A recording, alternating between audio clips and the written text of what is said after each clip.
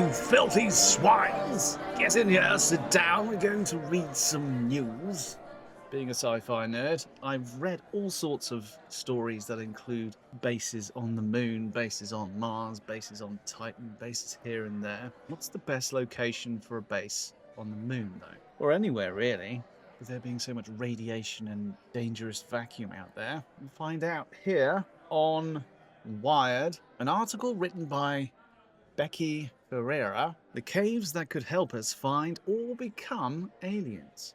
From lava tubes on Mars to ice pockets on Europa, subterranean environments may offer the best chance of finding life and living safely beyond our planet. There's a whole bunch of lava tubes on the moon, which I think are probably the best location for a base, in my opinion. Let's see what this lass has to say. Becky, it's a scene that sounds like it was lifted from Alien. A researcher interested in extraterrestrial life descends into the depths of a cave where a droplet filled with creepy crawlies lands smack dab in her eye. I was like, okay, I'm pretty sure that something alive fell in my eye, says Penelope Boston. She's now a portfolio scientist at NASA, but experienced this mortifying episode deep inside New Mexico's Lechuguilla cave in 1994. Spelunkers often refer to their passion as catching the cave bug. In Boston's case, the idiom was literal. Despite the injuries and harrowing moments she endured in her initial foray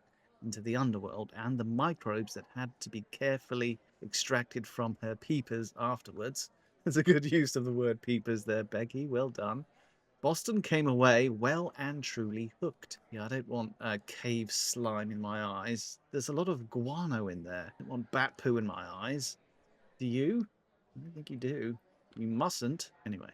After the pain and the pizza-sized bruises and all that healed, what I remembered was having seen this breathtaking environment with all these spectacular mineral deposits. Giant rooms and bizarre sulfur deposits that looked like nothing I'd ever seen on the surface, she says. I always wanted to go to other planets. It didn't seem like we were going to do that anytime soon, but caves were my own private set of planets under our feet. In the decades since, Boston has pioneered the study of caves as ideal living spaces to advanced astrobiology, a field focused on the possibility of life in extraterrestrial environments. Began as a niche topic, has since flourished into a thriving hub in the search for alien life as well as the possible expansion of humanity beyond the Earth, attracting attention from interdisciplinary researchers all around the world. The subject of life in a cave or life in an interstitial lake is the most probable way of expanding our knowledge of life in the universe currently,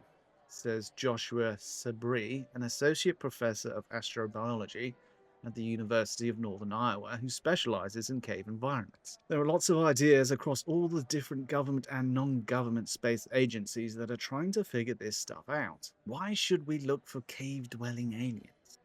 Why not? Caves on Earth are home to an astounding variety of habitats, from spectacular limestone harassed caverns to dried basaltic lava tubes to marble hollows carved out by glacial retreat to underwater lairs and ice reservoirs. They are often perfect shelters for animals such as bats, birds, crocodiles, or bears. Indeed, our own human ancestors frequently used them as protective spaces from predators and weather, and eventually as hubs of rituals and social gatherings. But even in the darkest and deepest passages of caves where the sunlight can't reach and the air might be toxic to humans, there are rich ecosystems of weird organisms eking out a living on chemical energy. One thing that occurs to me is that we refer to ancient humans as being cavemen or cave women or whatever, but isn't it just that stuff left in caves are more likely to survive weathering? Climate's pretty stable.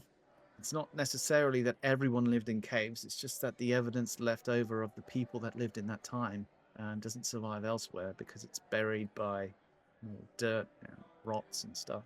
What I was originally expecting was that these harsh environments and that we'd see low biodiversity because you have to work hard to make a living, says Boston, who is the former director of NASA's Astrobiology Institute. They were quite the reverse, extremely high biodiversity. The revelation that life can flourish even in sunless and otherworldly cave environments raises the question of whether alien life on Mars or elsewhere could find refuge in these subterranean structures, known broadly as planetary caves. There's this heavy component of understanding how airflow affects cave temperatures that feeds in the potential for life, says Jut Win, a cave scientist and ecologist at Northern Arizona University who has extensively studied extraterrestrial caves. A shallow cave is presumably going to be less stable than a deeper cave, and all of those factors will similarly impact or affect whether or not life could exist in a planetary cave. The benefits of caves is that they can provide protection from dangerous conditions on a planet's surface, such as exposure to cosmic radiation or harsh temperatures.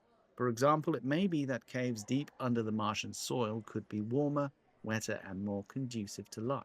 The queen of questions, from my point of view, is our prediction from 1992 that there could be a remnant microbial biosphere on Mars at depth, says Boston. But what's the best way to search for cave aliens? With your eyes, I suppose, and then point at them when you see them. Over the past few decades, scientists have discovered hundreds of caves on the Moon and Mars, often looking for skylights that expose cave entrances.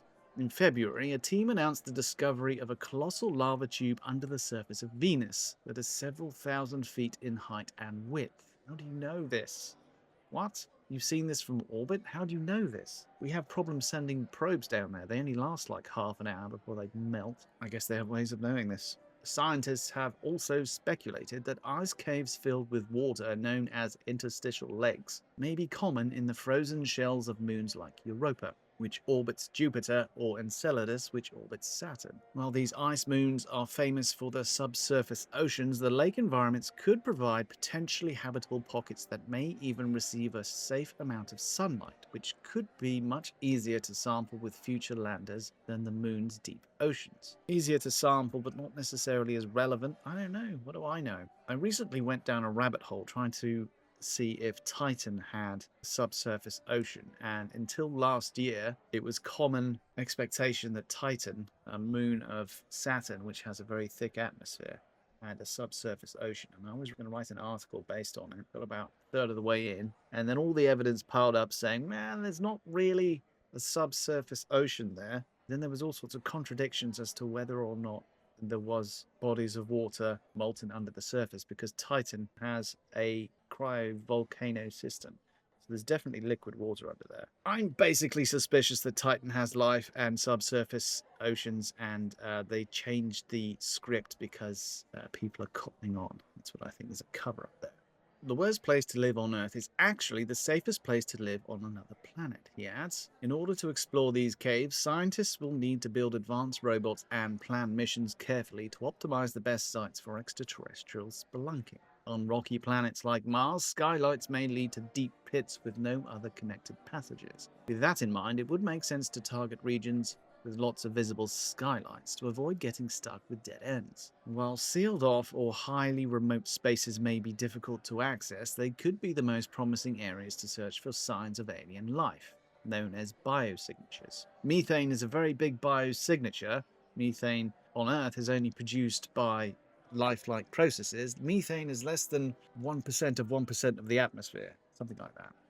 Whereas on Titan, methane is a ruddy 5.5% of the atmosphere. So if methane is a biosignature and we use it for Earth, then why the heck aren't we using it on Titan, where it's got even more? I'm just saying, cover-ups there, maybe, probably not, allegedly. Such hints of life could be very subtle, and it's unlikely we'll stumble into a habitat packed with Martian megafauna. No, but what if octopuses came from Titan, eh?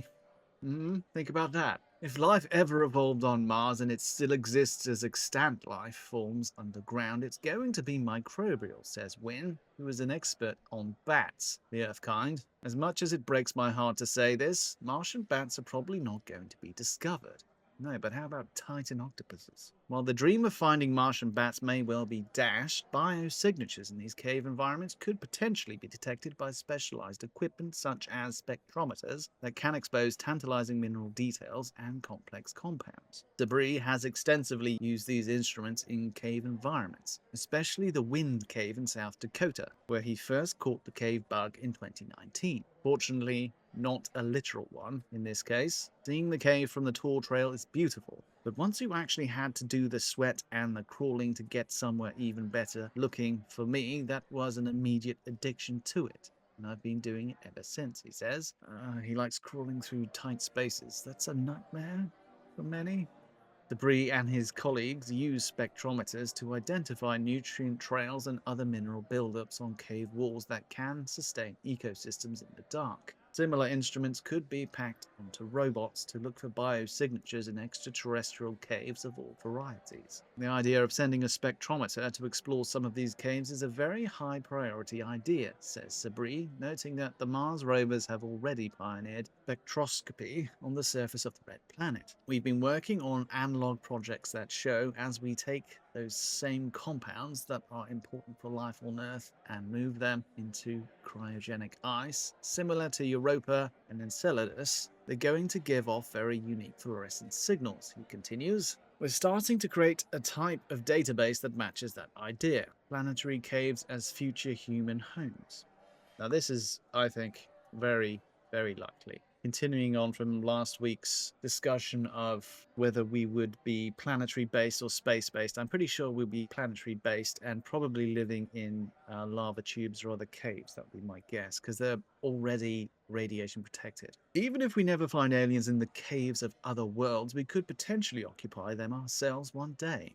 Caves on the moon or Mars could serve as handy shields from radiation and other surface hazards for future astronauts that make the trek to these worlds. Debris points out that there could be downsides to off-Earth cave life, such as the lack of sunlight and possible hazards such as seismic activity. Moreover, it's unlikely that crews would be able to completely seal off planetary caves to make livable spaces, so it would make more sense to bring an inflatable habitat that could be constructed inside the cave, maybe. But you could probably use some kind of spray-on concrete or some sealant. You could probably seal off areas. I bet you could do that. We've only mapped maybe 5 to 10% of Wind Cave, and there's nowhere in the cave where we could set up a seal to all exits or make an airtight seal. So that's going to be an issue with any type of natural lava tube, he says. But we could find a lava tube with large enough chamber where we could just erect a pressure dome instead. Yeah, why not inflate something that kind of fills the space and seals it off? If it's a tube, it doesn't have to be airtight itself. You just fill it up with something that is. Now we have all of these beautiful radiation protections from the cave itself. Indeed. NASA and other institutions around the world are actively studying these possibilities for future human missions. For Boston, who blazed the trail in this field and is proud to see it thriving, the exploration of extraterrestrial caves as sites for either alien or human life is thrilling on its own merits, and she hopes it also helps the public appreciate the diversity of cave environments here on Earth. We have a long history as a species with caves as the habitat shelters, temporary shelters, burial sites, she says. Catching the cave bug beyond Earth will be an exciting new world. It will. And I think that's our first stop. I had a nice chat with Grok last year about the optimal location for a base on the moon. And there are some lava tubes on the South Pole near, I think, Shackleton Crater, which has a perpetual shadow where water ice has collected. So you've got water there, you've got lava tubes for protection. Probably the best place for a base on the moon will be around somewhere like that in the poles, north or south, unless they find water elsewhere. But that would be a good thing. And also, if you're on the south or north pole, you're not too far away from the dark side of the moon, which would be a good place to put a telescope of some sort. You could create a giant array there without any of the radio noise from Earth. Be a good way to turn the backside of the moon into a giant eye staring out at the universe. Which would be pretty cool. Very good article there, Becky Ferreira. Yeah, we're going to find ourselves probably living in caves, I reckon. But I don't think it would be just a dome erected in the cave. We'll probably find a lava tube and inflate something in there. or maybe paint it with some kind of spray-on concrete sealant and then inflate something. Who knows?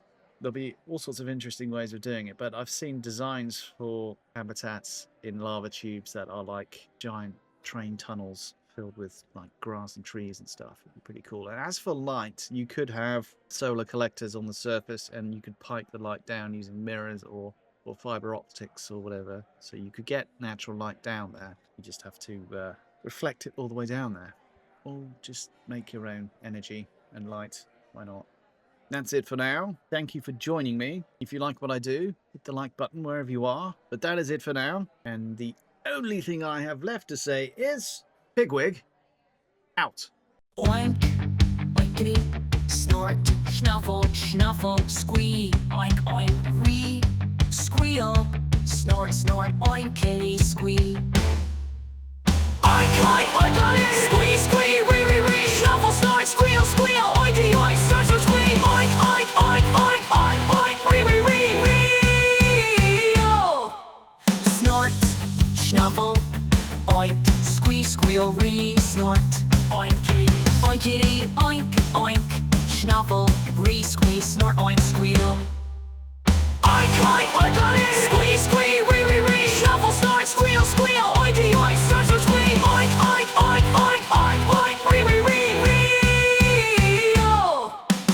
Oink, oinkity, snort, snuffle, snuffle, squee, oinkity, oink, oink, snuffle, wee, squee, snort, oink, squeal. Oink, oink, oinkity, squee, squee, wee, wee, wee, snuffle, snort, squeal, squeal, oinkity, oink, snort, snort, squee, oink, oink, oink, oink, oink, oink, wee, wee, wee, wee, oh. Squeal, squeal.